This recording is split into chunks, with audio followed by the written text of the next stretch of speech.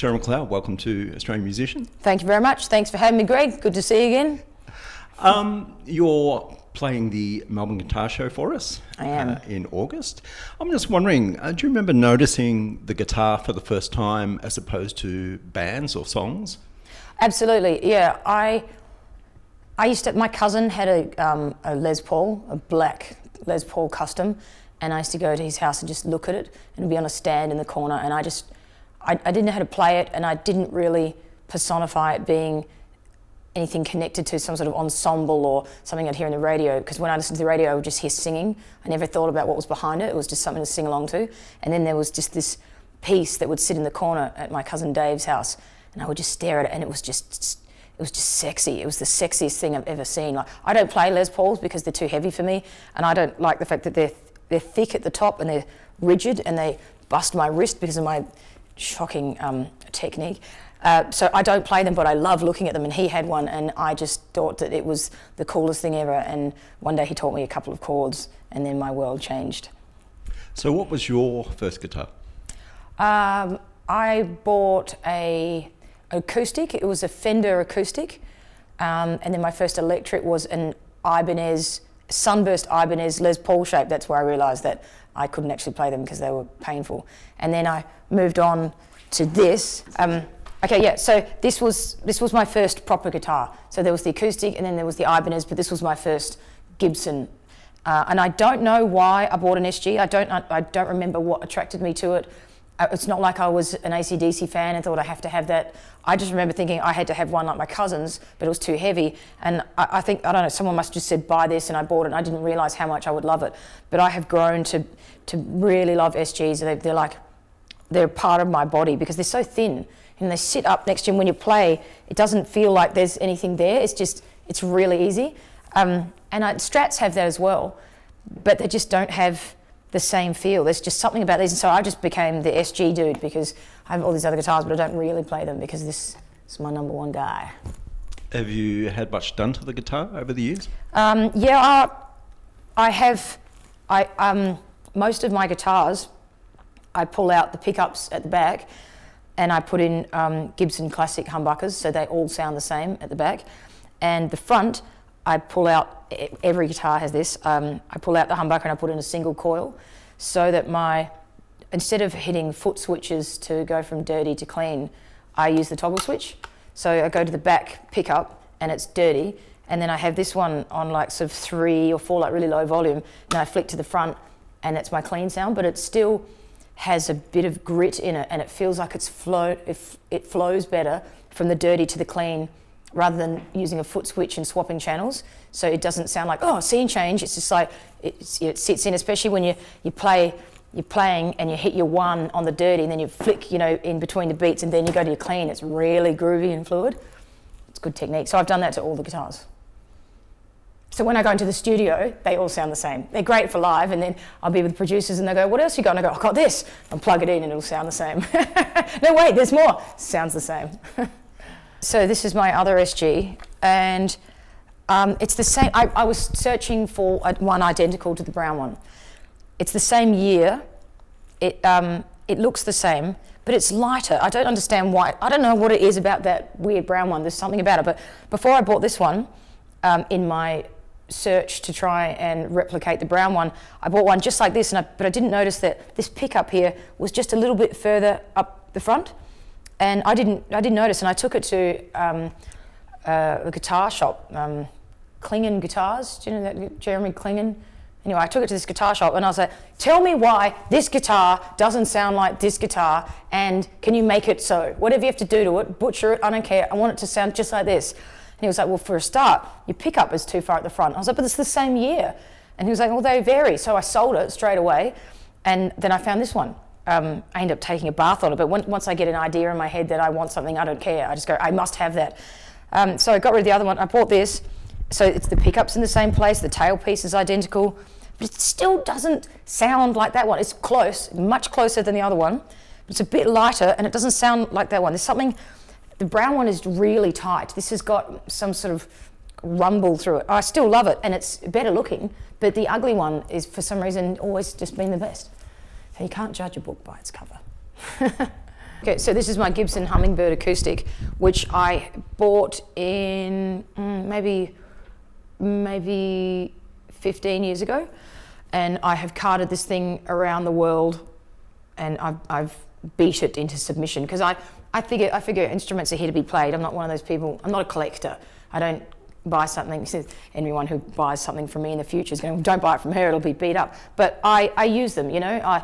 I whack them and I bang them into things when I'm drunk, and I play them in the dark, and you know they fall over, and sometimes I step on them, and I carry them around the world and I play them daily, you know. So they're worn in. Like this is worn in so much you can't even see any of the hummingbirds that are supposed to be on here. There's an extreme amount of scratches up here from my acoustic style, which is rather barbaric, but it works for me. And I love this guitar. Of all of the acoustics I've ever had, this is definitely the best. Has a big cut in the top once where I accidentally stepped on it. That was a disturbing moment. I took it once to Canada, and it got lost on a plane. I was going to Canadian Music Week, and they lost it at the airport from New York to Canada. And so I had to borrow a guitar when I got there, and I never saw it again. They just couldn't find it. Nobody could help me. I came back to Australia without it. I cut my losses. I bought a Takamine. I was like, okay. And then a year later, I came home and it was on my doorstep with no note, nothing, just like TNT, like someone had freighted it there. Someone found it. A year later, it came home to me. I was like, I cried. I was like, where have you been? What have you seen? What have you done? Who's been playing you? What have you learned? You know, you've been all around the world without me.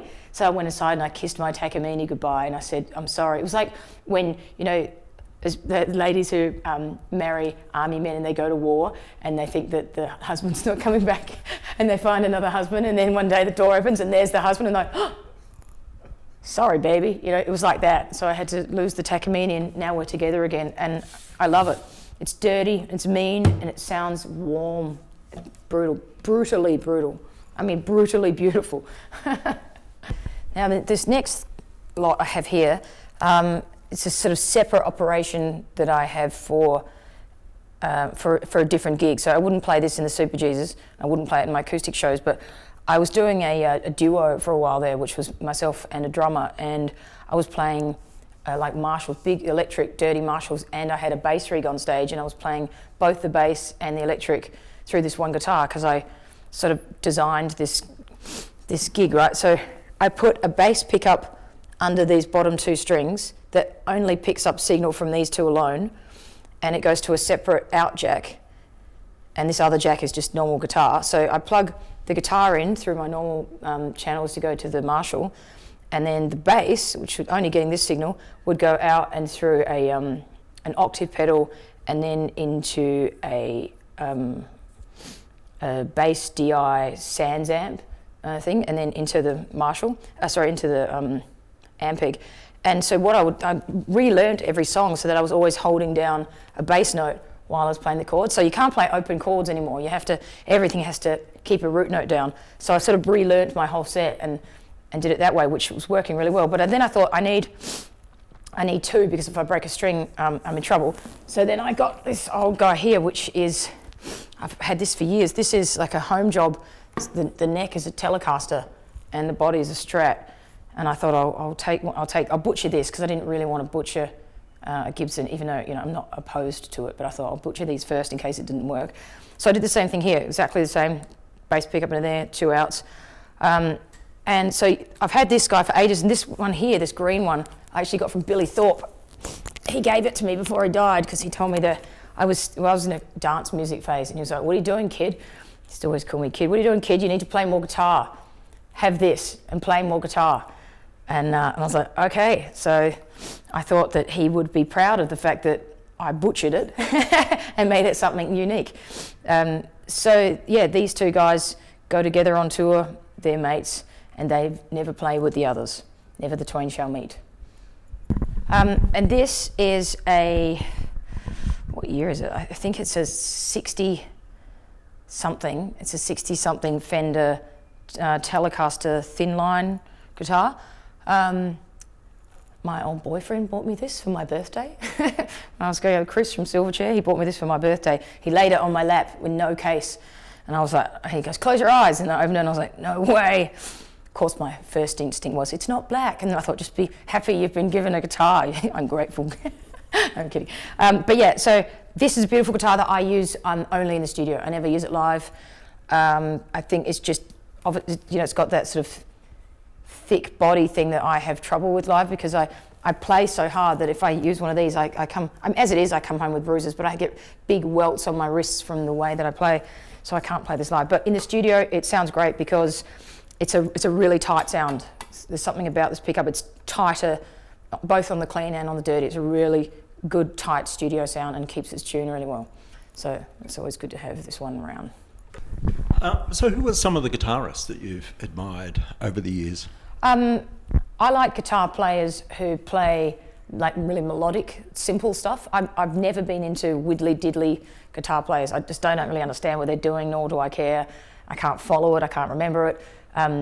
But guitar players who play like tasty stuff that's like more simple and memorable. Like I've always been a fan of the way Slash plays, because his guitar solos, you can whistle them, you remember them, and he has a really cool tone. I think when he goes for a solo, I think he goes to the front pickup and turns it up, because it's got this sort of woolly sound. Like it doesn't have that gnarly back pickup thing. It's got this sort of really warm tone. I really like his tone, and his solos are just they're pretty. He's got his long hair and all the bravado, but he plays really pretty stuff, which I like. What amps do you play through, and did it take you a long time to find the guitar and amp combo, the tone that you really wanted? I completely stumbled on the magic tone without trying anything else. When the band first started, the guitarist that we had, Chris Tennant, he had a Marshall JMP. So he was like, you're going to need a Marshall JMP. And I was like, okay. Prior to that, I had a Marshall little combo in my cover band. And then he said, no, we need JMP. So we were on tour, and we were in America, and we went to this record music store, and we just bought all these amps like in one hit. I'm like, right, we're going to need Ampeg, we're going to need 2 of these Marshalls. It was the best day ever. So I got it. It's over there. It's a vintage dome here, and then the cab is the greenback speakers. It sounds mint, and you put that with the good brown SG, and it's the best tone. Like it doesn't really matter where you put the knobs. It just sounds sick, like everywhere. So that's good. The only other amp that I use is over there. It's a Vox AC30 that I bought from Jim Magini. And when we did Jet Age, we were recording at Festival Records in Sydney, and we borrowed that Vox AC30 from Jim. And I remember that we were all just like, wow, how good does it sound? And then it was about a year later, I got this email that Midnight Oil were having a garage sale because they had broken up, and they sent emails just to a few industry insiders, like, we're selling all this stuff, and it had a list of all this stuff. And that Vox was on there, and I was like, I'll take the Vox, thanks. And where is it? Oh, is it inside? It's over there. It came with the Midnight Oil road case with the big hand on it.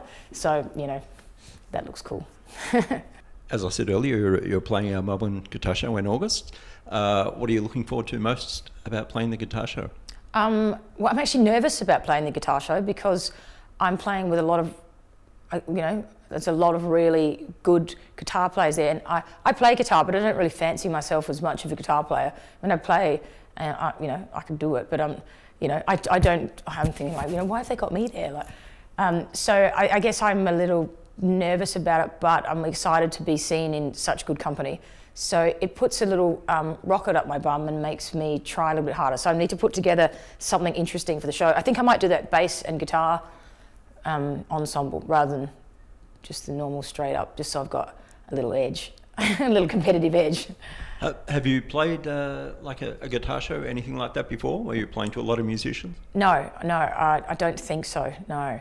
And, it's bad enough, it's scary enough playing to punters who are like 3 sheets to the wind. Imagine playing to a bunch of punters who are all really experienced guitar players, especially in Melbourne, and they're all standing there at the back of the room going, was it a diatonic scale in C? Like, I don't know. So yeah, terrifying. Do you think the role of the guitar in music has changed? I mean, it's there are not many solos on the radio anymore. No, solos started dying out in the 90s, I think.